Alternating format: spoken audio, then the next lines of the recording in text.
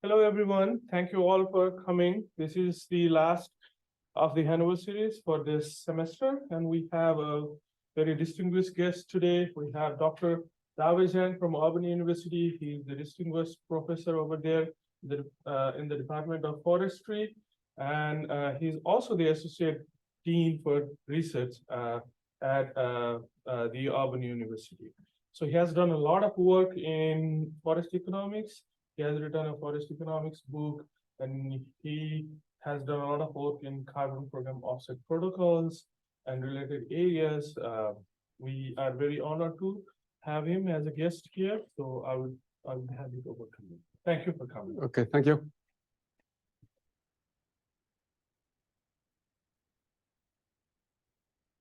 Thank you, Rajang, and good afternoon, everyone. Can everyone hear me from the virtual side? Can you see me or hear me? Is this good? Loud and clear. Sounds great. Okay, thank you very much. This is my title. The title of my talk is Forest Carbon Offset Protocol in Compliance Market. Basically, this is a comparative study, and I'll show you what. Okay, how do I use this to move forward with the slide? Or should I?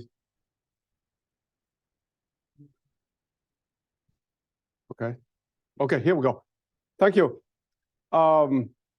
When Roger asked me to give a talk, I gave him two topics. One of them is this carbon topic. Another is I was thinking about talking about my book. And this is a book I just published about 2 years ago. He picked the carbon because you have a forest carbon theory, and which is good. So I'm not going to talk this book, but if you have any question about the change of land ownership from industry land ownership to institutional ownership, I'll be happy to respond as well. The outline of my talk is very, very quickly talking about forestry and climate change. It's just two or three slides, very, very quickly, and talk about the political and market means, economic means to address these issues. And I will have about 10 to 12 slides on forest carbon offset protocols in compliance market. In the paper, we did 6 markets. Today I'm only going to focus on 3 of them because the other 3 are not functional or just functional in the last 12 months or so. So there's not enough data to do it just yet. I will have 1 or 2 slides on voluntary market and then have a conclusion and discussion. Let's start with climate change. This graph, I'm sure everyone is very familiar with. Basically, the global observed temperatures rise since 1850, and it's rise more dramatically after the Second World War. And this is directly correlated with the emission of CO2 and greenhouse gas. So the mean, quote unquote, this climate change is so-called greenhouse gas effect. There are 4 mean greenhouse gases: CO2, methane, nitrous oxide, and what we call the CFC, fluorinated gas. Although we made a progress. All of those mostly relate to the burning of fossil fuels, coal, oils, petrols, and gas. However, forest land use, including a little bit of agriculture, deforestation, has a lot to do with this increased emission of CO2. The question is how much, why, and how. And we are not going to do the why and how part too much. There is a completely separate lecture, separate theory on it.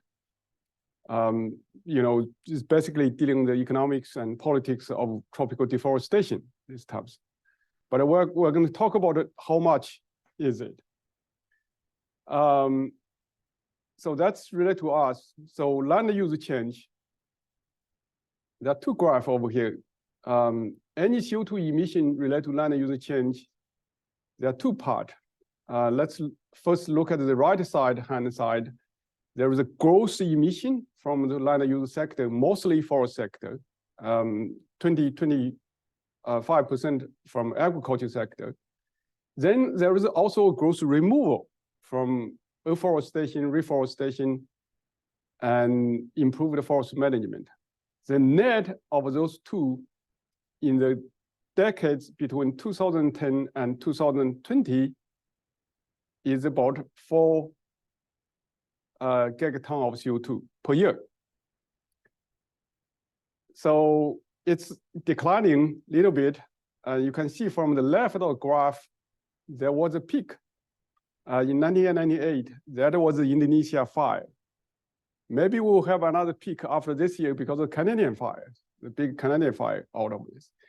But by and large, is about 4 gigaton of CO2 from the land use sector, the net, okay? It's a gross emission minus gross removal. So put in relative terms, what's the total global emission? I'm using the big number. Use the big number in the same decades. In 2020, roughly about 40 gigatons of CO2. So we're talking about the forest sectors or land use sector contribution is roughly about 10%, plus or minus, okay?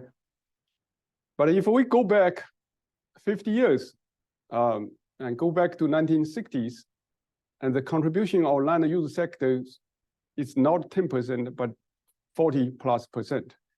That's because, the total emission from fossil fuel was much, much less. And that's the land use sector is more important back 50 years ago. So that gave you roughly a pictures about the land use sectors and its contribution to climate change.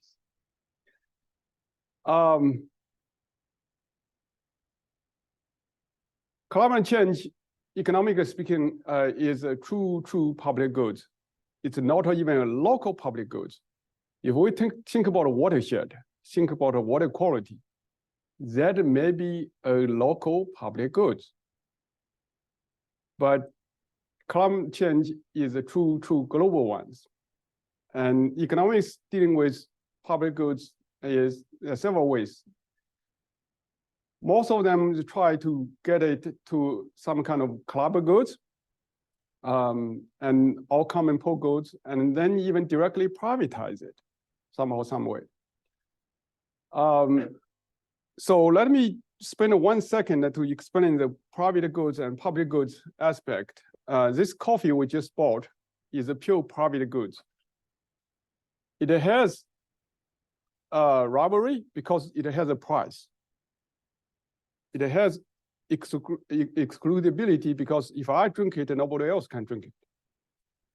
But public goods is purely then neither of those can be, it's not rivalrous and it's not excludable.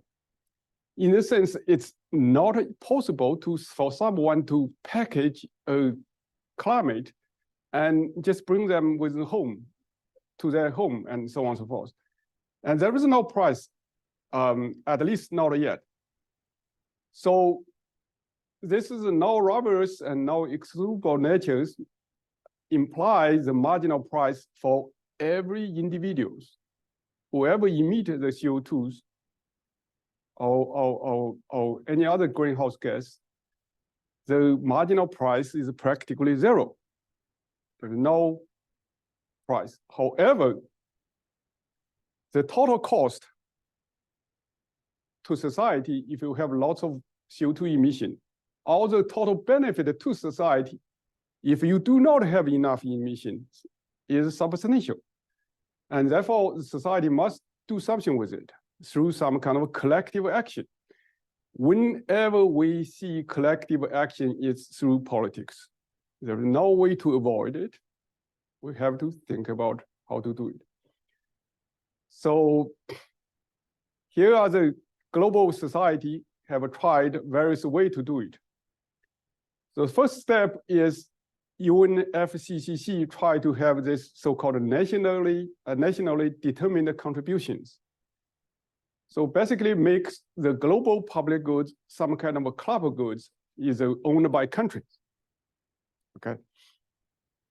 And then the national government can do all kinds of activities through tax and subsidy, such as California, such as state of Washington. If you look at the state of Washington and state of Idaho, the gasoline price is, 40% difference, just because the state of Washington put a gasoline tax. So the tax and subsidy. Then you could do a cap and trade. Some people call it emission trading scheme, ETS. You can do other means, tech transfers, regulation, you name it. National society, national community also do this kind of transfer payment. For all four sectors is red plus. But I would like to call your attention to a so-called promise. Under the Paris Agreement, $100 billion, supposedly there is transfers from developed country to developing country. That's about 80 years ago. It has never happened. It's very, very political, very, very controversial on this. There could be other international actions or regional actions. Private sector also jumped into this, primarily reflect this ESGs, environmental, social, and governance movement. And we have a voluntary market on this. So again, what are the forest strategies try to reduce this greenhouse emission and mitigating climate change? As I stated, about 10% of greenhouse gas emission are result of some kind of deforestation. Study after studies find out forest sectors can contribute way more than the 10%. And I quote a couple of studies over there. So basically say the forest sector can reduce or offset of the global emission of CO2 by 1/3, up to 1/3, 25 to 33%. More than that, so-called natural-based solutions, including forest-based solutions, are the low-cost ones in terms of sequestering carbon and mitigating climate changes. Economically, this is related to why there is land use change from forest to other sectors. It's just because difference in land rent generated. So if we could turn carbon offset to some kind of credit, some kind of revenue, and it will help the landowner, it also will help the environment, help mitigating climate change. So a little bit more on this. Again, globally, we have a red plus. It try to avoid deforestation, reduce emission through reduction in deforestation and forest degradation. Reflect in the United States is basically conservation easement. That's reduced emission. You could do tax and subsidies, although it's applied very unevenly between state. And you could do carbon market. I'm only going to focus on this compliance market, although I'm going to mention a few words on voluntary market. Right now, there is a black box, is so-called, they call it in-house offsetting. It's a company within themselves, and nobody knows what's going on, and nobody knows the data. But something is going on. Some people, you can say they are speculating, accumulated forest land and maybe do so-called in-house offsetting stuff like that. Let's not forget forest products can last and storing carbon and last long time based on life cycle analysis. So if you reduce carbon emissions, and one of the way is including storing carbon in forest products and substituting fossil fuel-based carbon with this forest-based bioenergy. Although this, I'm not going to talk anything about this. This is a map about the global carbon emission trading scheme.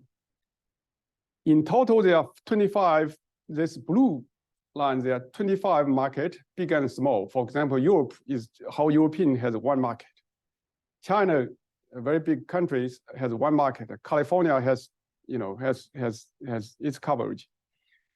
So however you count, is roughly about 25 of those together.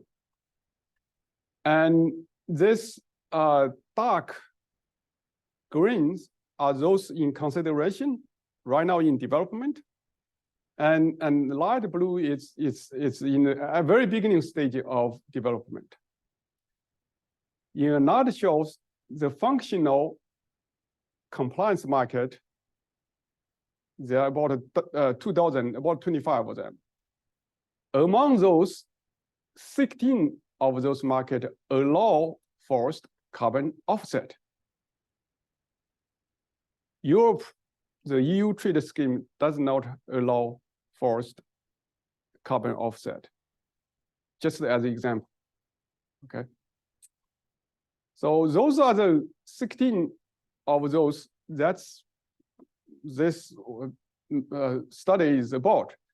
And a bunch of them, as I said, it just last year or so, in the last 12 months. So we focus on few of those last at least for 5 years. So compliance market, so what is it? So compliance market by compliance is that you have enterprise regulated, you have a limit to reduce your greenhouse emission. You have a mandate, you have a limit. So those enterprise will reduce their carbon footprint in 2 ways. One is reduce carbon emission, and supplementarily, they could do some offset. They buy offset of this.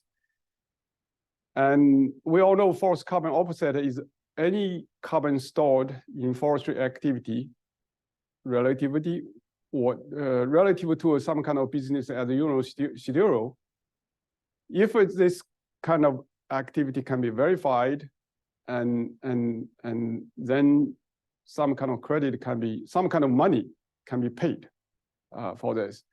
So this is basically the offense carbon offset concept. We all know the critical challenge be advocated. Any carbon project needed to have some kind of additionality, permanence, and guarantee some non-leakage. And in the process, you have to have this so-called MRV, monitoring, reporting, and verification. And those are no small matters. Take lots of time, effort, and energy. And the definition of those, the first 3 items, actually, if you look at the last 20 years literature, changes over the years. It's not uniform. It's not like we made some science, 1 meter is 1 meter, 1 ton is 1 ton. And this additionality, if it will be very interesting for someone just look at the definition by different protocol, by different people on this. So permanence, they also, although we can agree, but it's changing the definition of this. So let's go to the 3 studies I'm going to cover today. One in New Zealand, one is Australia, one is California. They are quite different. I'm not talking about these government agencies, and those can be easily found, but let's say there is a government body, so-called regulator in this. New Zealand, they treat the country, the forest sector as a whole, okay? So they say that any leakage is minimized if we look at the country as a whole. So therefore, it's a sector-wide coverage. Additionality, they define the additionality, anything post 1990. So anything pre-1990, the forest, you are obliged to cap your forest. You do not earn any credit. You must cap your forest as is. But after 1989, you can earn credit, so-called New Zealand unit, for any additional carbon storage that you are talking about eligible. Let's look at the eligibility of this forest carbon activity. You see the afforestation, reforestation, improved forest management. There is no such thing as avoid deforestation over there. It's because they excluded it. They cut a date, December 31st, 1989. And that's the date. So they do not have this so-called avoid deforestation. The permanence over their definition is roughly 50 years. Okay, you cannot clear cut your forest for 50 years. The last but most important critical aspect is any firm we're talking about emission reduction and offset, there is no difference. There is no difference whatsoever. If I am an energy producer, I buy credit, buy offset credit, and reduce emission, the same concept. It is quite interesting, at least to me, okay? A reduction a ton of CO2 is a reduction of ton of CO2, but offset a ton of CO2, they equal it. Australia, before we go to Australia, let's talk about a little bit methodology. So the accounting way the New Zealand government doing is that there are two methods. One is so-called stock changes. Basically, you adjust, the landowner will just pay or earn, you will get credit or debit in your account contingent on whatever you grow your timber or harvest your timber. Since this year, they advocate another method is so-called average accounting. Let's say they say radiata pine, your rotation age is 28 years. So within this 28 years, okay, the average, how much you stock. So if I have a pasture, I convert it to radiata pine, and they will pay me the average amount. So in this way, you avoid all of the annual, this kind of measurement stuff like that. So this is a new method. Again, they just implement this year. Improved forest management project can also have this so-called average method. You see the two lines, one blue line, one blue and one green line. By increasing this so-called rotating age, and you increase the carbon stock, and then you got paid the difference. That's how they show this quote-unquote additionality. Australia is very similar to New Zealand, and it started actually as some kind of tax and subsidy. Because the buyer of the credit is the Australia government. Actually, the Australia government buy most of the so-called Australia carbon unit credit unit, ACCUs.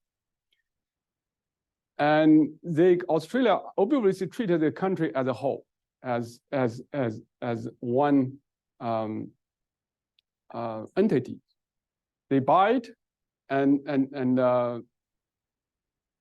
now they allow the individual company to trade. This again, this is last year or two, okay?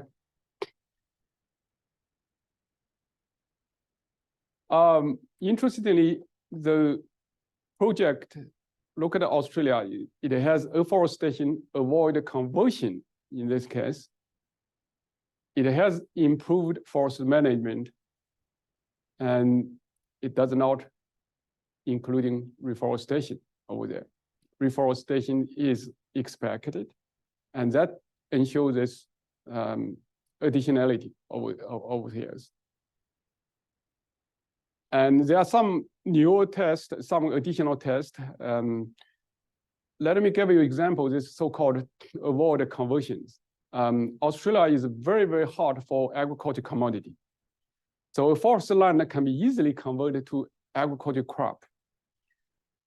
So there will be agronomist, there will be accountant, there will be forester. They will say, okay, if I do not convert my forest, and this is the amount of carbon, this amount of income I'm going to have. But if I convert, let's say if I do not convert, I earn 100 units. If I convert, I earn 150 units. And the difference is so-called avoid conversion. They would have those agriculture economists, agronomists, foresters, and accounting people all sign off. And that's before you do this kind of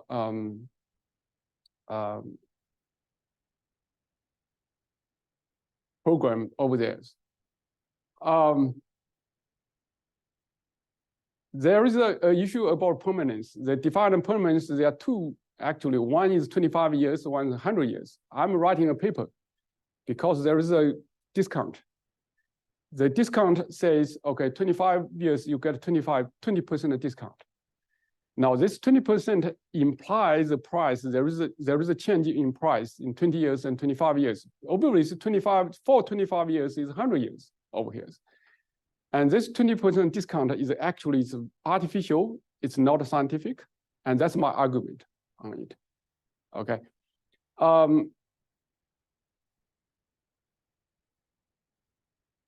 So most of those projects in forestry is so-called vegetation. It's highlighted over there. Most of the credit issued, about 75 to 80% is forest, and agriculture, all other stuff, and is less than this. So the Australia government is actually adopted some kind of inverse auction. Says, oh, we will pay you X amount of money per ton of carbon, and you propose a project. It's very much like the conservation reserve program in the United States. Now let's look at California. California, look at the headlines. It only allows 4 to 8% offset. Before 2020, it's 80%. Between 2021 and 2025 is 4%. After 2025, it's 6%. So this means there is a difference between emission reduction of carbon and offset, carbon offset. It's very, very different over here. Look at the eligible forestry activity. Very peculiar, it does not have afforestation over there. It has reforestation, it has improved forest management, it has avoided conversion, but it does not have afforestation, at least specifically. Because this is, we all know the California models, they rely on US Forest Service FIA unit. The forest inventory and analysis unit, that FIA unit could be, like in Alabama, could be 6, 7 counties, okay? This 6, 7 counties, the average, there is an average, they define, quote unquote, that's business as usual. Okay, the average stock is a business as usual. Anything you go beyond the stock, average stock, you earn credit out of it. That's how they ensure this additionality. In terms of permanence, they have some kind of buffer pole, and in terms of leakage, they have withdrawn this 20% of this kind of leakage. So essentially, you have a leakage effect, is some kind of default of 80%. There are lots of studies, and one studies showed that this California system essentially gave extra credit. I mean, unearned credit, about 30% of the credit are not earned. Because the forest, just because in high elevation, high slope, all the other purpose, for example, Native Americans, they have a different use. They will not cut it, but because they use the regional average, their stock is higher than the regional average, they will issue the credit out of it. But to me, I think that's a minor issues. Economics always look at the price. Again, it's this graph is look at it like 6 different regions. It's kind of messy. All I want to point out in Australia and New Zealand, there is just one single price because there is no difference in carbon emission reduction and carbon offset. In all other regions, there are 2 prices. And you can see that the prices are quite different among countries and among regions. Very interesting as well. As I said, I have 2 slides on this voluntary market. This voluntary market is what I call it a very elusive. I will still say it's a wild west right now. We all know the Chicago climate market exists about 8 years and ceased to exist around 2010. And NCX didn't work out early this year. They changed the business model. And those are all list of protocols. People are writing this. The bigger ones are American Forest, this Family Forest Carbon Program, a new climate that's focused on big landowner, even including the credit, the state of Michigan for their forest, and forest carbon works. And one data point I always look at is the price. Look at the price, just the last column. The price, you know, we are normally to see 1 ton of carbon is 1 ton of carbon. But the price difference could be differed by 10 times, and usually 4 or 5 different times, and it could be up to 10 times. So we're talking about the credit. 1 ton of carbon is not 1 ton of carbon. So let me try to summarize. I have 4 or 5 slides to show you. This forest-based climate solutions, climate mitigation, it works in theory. It works in big data. Macro level analysis, which I cite, it works. The question is how to make it permanence, how to make the project permanent and additional and non-leakage. And how do we have an operational market? And then what are the implications? So if we focus on, for 1 minute, on the compliance market I reviewed, is those 2 points. Number 1 is whether or not we treat industrial carbon emission reduction the same way as forest-based carbon offset. It's a fungibility issues. If A is equal to B, it's completely fungible. And different countries have a different way of doing it. And it's highly, highly debated right now. I'm aware the United Kingdom tried to learn from New Zealand. The New Zealand tried to learn from California. So which one is better? So who is going to judge on this? The answer, if they are totally equal, that's one way. If they're not totally equals, you allow about 5 to 8%. And this is the California model. And China is the same thing, 5%. And Regis is a few percentage. And there are various ways to design the forest carbon protocol. I mean, which project are allowed, how to cover it, how to define this permanence, how do we ensure additionality and non-leakage, and so on and so forth. And especially the MRV process, it's because the transition cost, how much cost is going to occur in this. So another implications, I said is we are going to try to put a price on carbon. So it's a process of privatizing some kind of public goods. This privatization process involves some trade-off among public goods.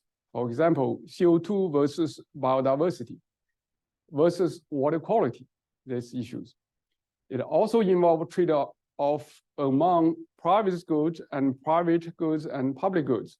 So timber, if I am a timber grower, if I want to store more carbon, I probably have to postpone my timber harvesting, changing my behavior.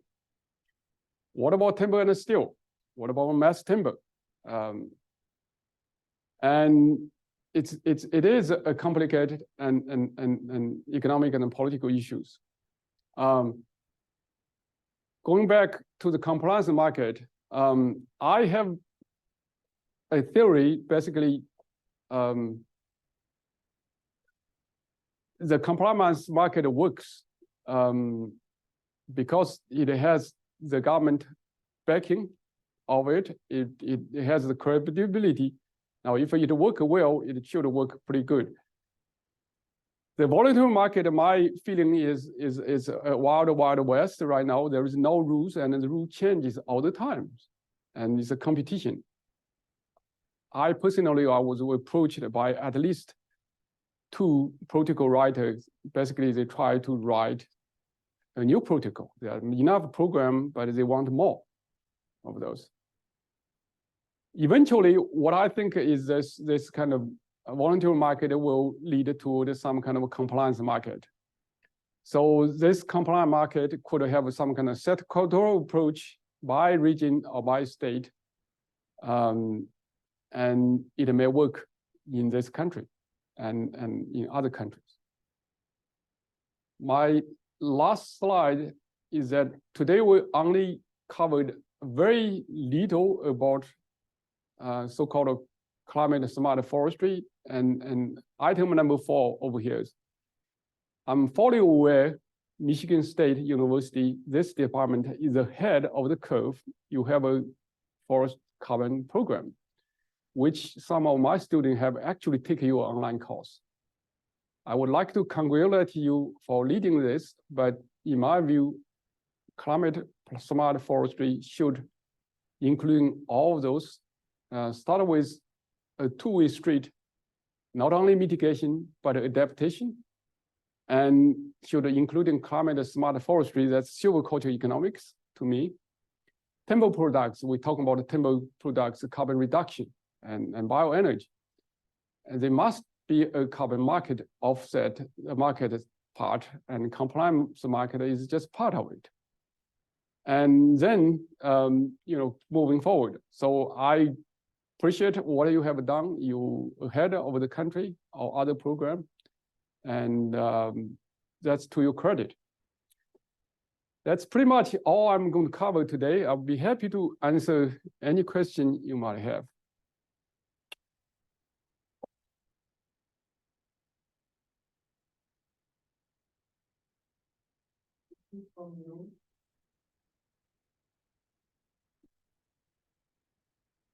Yeah. Yeah, thanks very much for the talk. It was very interesting. Okay, so maybe I can squeeze in 2 questions quick. The first one is, I guess it's related to this question of the sort of possible trade-off between biodiversity and CO2. And I was also thinking about your question of, whether reducing emissions is the same thing as producing carbon offset. And so combining those 2 ideas, you have the question of preventing conversion, particularly, ideally in native forests is having a very high biodiversity value versus versus a view that doesn't take that into account, right? So those are two things that should be unequally valued for some sort of external reason. And so I guess my question is thinking about that from a more purely economical perspective. Is anyone thinking about questions like forest resilience, where you have a big difference between a production forest and a native forest, or something like, a broader view of thinking about the direct impacts of climate change on your value of carbon offset? Or is that like just so far out in the future compared to where we're at, not really on the horizon? The question is a very good one. I was just in New Zealand in April. The debate here was New Zealand red otter pines generate economic income is 5 times than the native forest. The native forest wouldn't grow. I mean, it's just no way to, in terms of carbon sequestration, basically you are talking about 5 times, okay?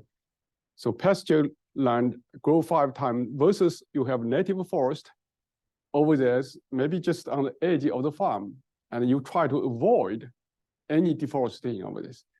It's a hugely debated issues over there. Now, I'm not saying they find a solution of it. The government try to solve it and it says, okay, if you avoid deforestation of the native forest or whatever, expand the native forest, they probably want to pay you more than instead of just sequester carbon through red otter pine. That's the way they want to solve it. I'm not saying they put the parameter already, but that's the debate they are going to have. It's not a way ahead. It's a very, actually very real right now. It's a good question. Unfortunately, I do not think anybody find an answer. And it has to be through some kind of regulatory political means and somehow, some way. And whether the ratio is 5 to 1 or 1 to 3 or whatever, I mean, that's something. Yeah, you have to put it all together because native forests, they certainly promote biodiversity way better than red otter pine, which is just monoculture. There are some like potential carbon and broader ecosystem service benefits too, right? So right. You probably could quantify some of those. Right. But you can quantify the native forest, the growth, whatever is just 1/5 already out of part. Right. Production value. Right. Right.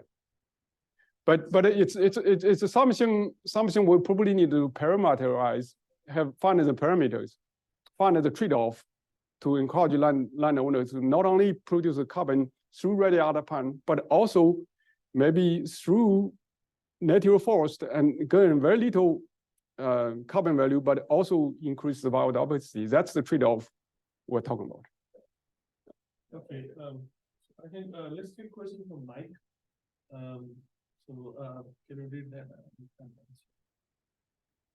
What is the best way to increase the demand for forest carbon? Expanding regulatory market where demand is required, or improve the quality of voluntary market where demand is flickering? How about reducing transition cost in other market? I think you are right onto it, Mike. At lunch, Roger and I and Jagdesh, we talk about, my feeling is right now, if we talk about, let's just put a voluntary market. These airlines all say they are going to be carbon neutrals, and this is through the Amazons, they all declared this kind of Microsoft, they declared or whatever, they want to be carbon neutral, or when they want to be carbon neutral, and so on and so forth. So that's just the voluntary market. However, my feeling is actually I have some conversation with some of the program providers. If the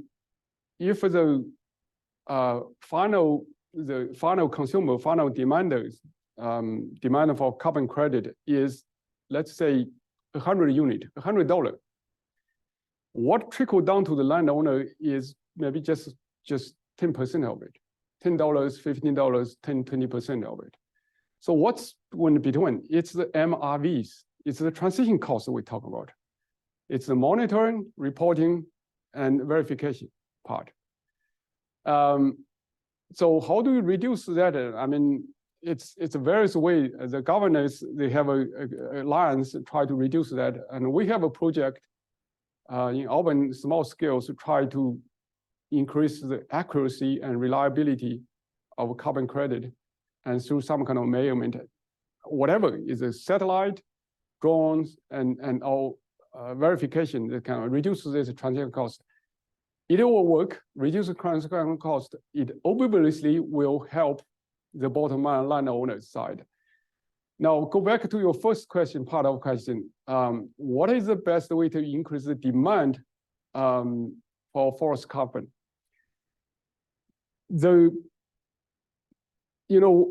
Traditionally, we're talking about the goods and services. The demand is related to income, the number of population, the price of a substitute, and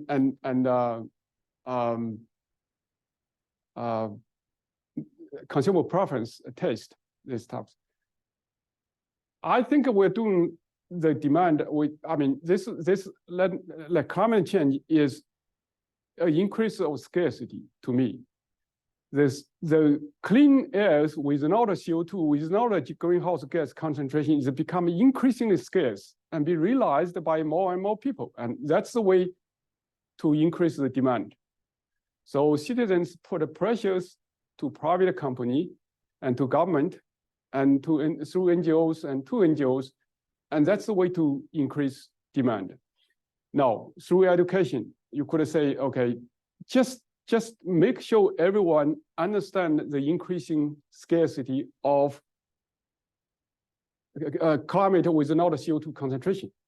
So that's the way to increase the demand. Regulatory market, it's a how do you increase the regulatory market? Now think about Washington DC right now. It's so polarized. My senator from Alabama, at least a few years ago in the Forestry Association meeting, do not want to talk about anything about climate change. And 20 years ago, they even denied. I was there when they talk about it. How do you do that? I guess is again through citizens' actions and think about the wild west is the credibility issue is not a good alternative, and eventually so we have to do something through political market. It's through rule and regulations, and that's including cap and trade. It's a long-winded answer. I hope I address your question, Mark.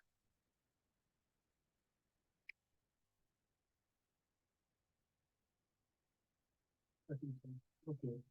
So, any questions from the room? Can I ask another? Sure, please.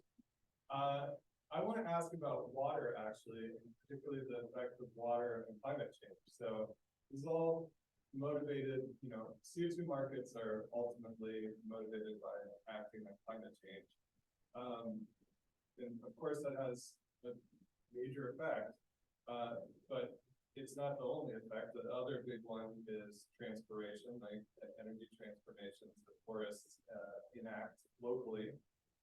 And so it's actually a cooling effect that globally has, between 1.5 degree of cooling value, and then locally can be much stronger. Also has a local effect on moderating extremes, right? So I work in South America. We're worried about essentially a hydrological system collapse. Because of deforestation in the Amazon, decreasing rainfall throughout the whole agriculture. So, I just ask, what's your perspective? Do you see a future for incorporating that in the market? That have more patents that have to be purchased now, or that sooner or later it will eventually. I've been in South America. I know what's going on with the tropical rainforest. Essentially, you have the like rain every day. Essentially, you have water, and once you evaporate to the air, it rains again. So you never see the sun light of the day. This cooling, the water cooling effect, that's also true in science publication. I'm all agree with you. The water cycling is one of the issues. This eventually, globally, it will come to that point. But now I see water is a local public goods. It's people worry about now with me and with my municipality, with my watershed right now. And you through water meters, through whatever, and you solve it like New York, this infiltration facility, this so-called payment for ecosystem services. Through taxation, they treat this as a local public goods. Okay, globally, eventually, more and more people will realize that it's not there just yet. And it's just because, I mean, people living in North America, for example, are less worried about the water recycling over in South America over there. If it becomes pastures, then it's brick.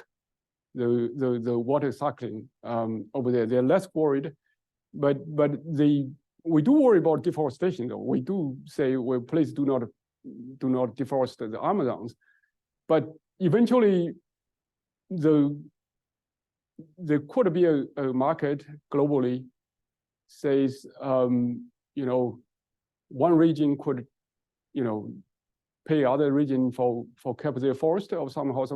That's when you have this measurement is more like the production function, for example. Yeah.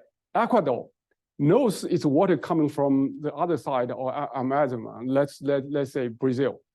And that production function, if scientists make it quickly clear and it's reliable, I can see one country pay another country for its water. But not there yet. We're not there yet. Just because water is right now is local public goods. That's what I see. Yeah, we need the science. Right. Yeah. Thanks for that really good overview of the economic mechanisms related to the forest carbon.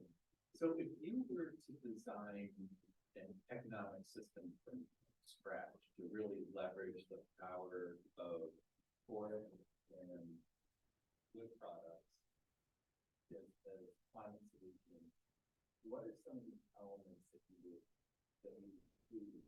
And I avoid saying market on purposes, but I'm not sure that you would necessarily go with the market for parts. What do you think some of the parameters would be that would work effectively? Well, the means, whatever we're talking about, the means are avoid deforestation afforestation, maybe increasing marginal land, reforestation, make sure whatever you happens, timber harvesting or fire, you reforest them quickly. You do not have the backlog, for example, national forest after fire, we do not have money to reforest. That's ridiculous, okay? And improved forest management, whether you increase the rotation or reduce the fire risk and all those. So the means are all those from forest sector, that's about it. There's nothing else, but it's more detailed in terms of how to do it from a clean state. Either way will work. This so-called taxation and subsidy will work. The market will work. The market will work in these things. I mean, let's say California market. I know it has its drawback. Some people, there's a low-hanging fruit, and some people just find the holes and basically claimed non-additional credit. Actually, they should not claim. I know some people did it, okay? There are other low-hanging fruit. For example, there are more controversial ones. Nature Conservancy sold credit for this under their management because this under conservation easement. And you see the newspaper, there are controversy over this. But those are low-hanging fruit. Whenever you have a supply curve, they are low-cost producer. you can exclude them, or you can allow them to do it. Eventually, those people will running out. Okay, so whatever the case, the market will work as long as it's credible, as long as the system is measured and consistent. It cannot be a voluntary market. You change the definition every year. So that's what I would design. Obviously, it depends on the political economy. Imposing tax, federal tax on carbon is probably no go. But at a state level, it worked.